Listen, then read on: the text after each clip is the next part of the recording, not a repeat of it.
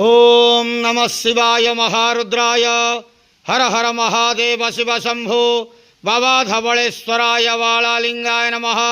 दीपं यदि परं ब्रह्म दीपं यदि जनार्दनः दीपाहरत मे पापो पूजा दीप नमस्तुते।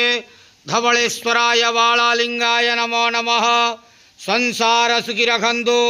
आज शुभ शनिवार रे समस्त श्रद्धालु भक्त मानू को आश्रीपद करंतु, मनस्कामना पूर्ण करंतु, कर्म क्षेत्र उन्नति करंतु, ग्रह रिष्ट खंडन करंतु, जगतर मंगल करंतु, विश्वर कल्याण करंतु, आपणकर नाम विख्यात करंतु, सेवकर डाक श्रवण करंतु, समस्त गुआवसा भक्त मानकर मनस्कामना पूर्ण करंतु।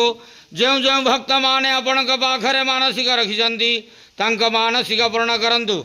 धवलेश्वराय वालालिंगाय नमो नमः। संसार सुखी रखंतु आनंदे गवार। हरि बोलो। आज शुभ शनिवार रे समस्त श्रद्धालु भक्त मानू को आश्रीपद करंतु, आनंदे गवार। हरि बोलो। बाबा धवलेश्वराय वालालिंगाय नमो नमः।